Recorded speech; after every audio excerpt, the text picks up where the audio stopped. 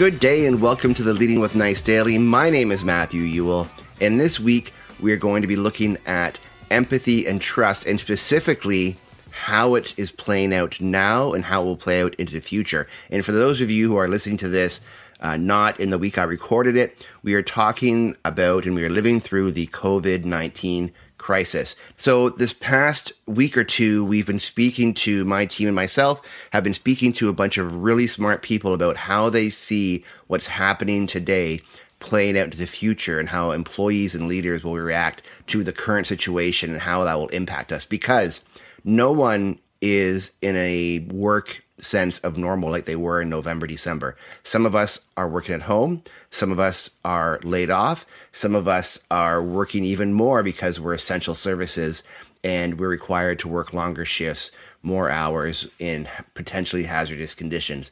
The point being is no one is in a normal situation for work right now.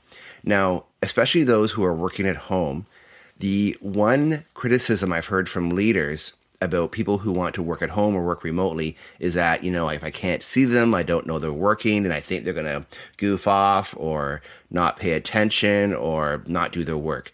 Well, we see now that that attitude is folly. A lot of great production is happening right now. However, when we go back to work, employees will expect this type of trust and empathy for their situations. And if you go back to the old way, you will lose, because some companies will recognize this and double down and look at what technology they need, what systems they need to implement, and really lean in to this working remotely situation. So, how can you demonstrate empathy and trust today so that you will win going forward? Well, the first thing is to ensure that you are having, when you do communicate with your coworkers, that you have some personal talk, you have some relational talk, and it's not just straight up like, okay, welcome to the webinar. Now we got to get to the widgets and the TPS reports. No, like check in on people. How are they doing? How are their kids? I'm not suggesting you need to fake it if you're not like necessarily a really, interpersonal type person, but definitely just show some empathy and trust that while they're trying to deal with kids at home and they're getting their work done, that they're probably working late into the evening, or they're working extra diligent, or they're doing something crazy to make sure they're getting their work done. You can show trust into the future by talking about, hey, when we return to the normal, what do you think we've learned from this that we could really take and have a big win with? Trust them that they are also experiencing things that could become really beneficial for your organization. Now, here are a few exercises you can do right now to increase your empathy that will help you win today and will help you win when we get back to the new normal. Now, Aristotle used to say this: read fiction. If you want to know what did happen, read nonfiction. If you want to know what could happen, read fiction. And he said that because you can only begin to see the future and dream and understand how other people might think and react if you're reading stories about made up or fictitious events. It really helps you put yourself in other people's shoes. So during this time, even if it's a 1-minute story online, a short story, or you're reading a novel because you just have a bit more time for that right now, read fiction. It will help you understand and empathize with your coworkers. Another trick you can do is just daydream about what your other people might be going through. Start playing that out in your mind. It will really help you instinctively be more empathetic towards them. These are both, the two tips I just shared are scientifically proven to work. It's been tested in academic settings to show that it is essential to build an empathy. So, as I spoke about earlier, trust will be so important. Employees have been told for many years, oh, you can't work remotely or at home because you need to be in the office. We need to see you. It's better that way. Well, we are seeing right now, none of that is necessarily true. I'm not saying you never have to be in the office, but we see now that you can work remotely and be just as productive as if you were in the office.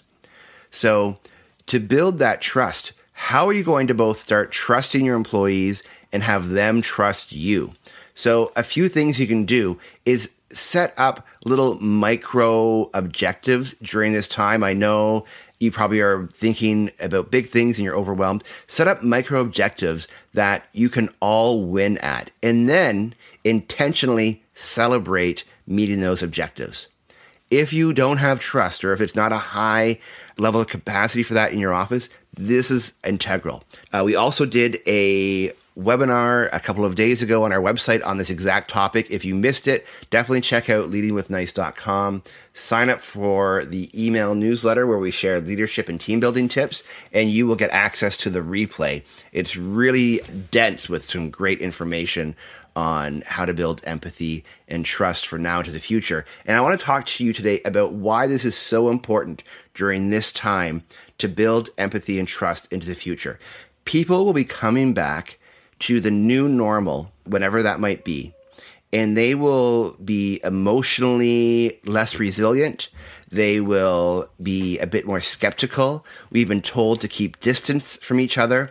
We've really been told that even though we are naturally social beings that seek community, that is the opposite of what we want. We won't know how to react. Will we even shake hands? Will shaking hands be something reserved for only our most trusted confidants? That will not work long term, but I believe that's what we're being set up for right now. Why you want to start building trust and empathy today is so that when you return to the new normal, you can hit your stride much faster and actually have a higher capacity across your organization. Start doing things intentionally to build your empathy and trust for your coworkers. And I would even suggest start sharing those plans of those things you're thinking about right now. Be transparent about what you think the new normal might look like. I know we're right in the thick of it. I'm not suggesting you spend all your day or a whole day or even half a day, but if it's 1/20th of your week this week where you just share that, that will go a long way to letting your colleagues know and those you lead that this is something you're thinking about today, and it will give them so much confidence in your leadership abilities, and also will do tons to increase their empathy and trust in you. That's all for this week. Thank you so much. Stay safe. For more on this topic, visit leadingwithnice.com, where we want to help you inspire others, build loyalty, and get results. Talk to you next week.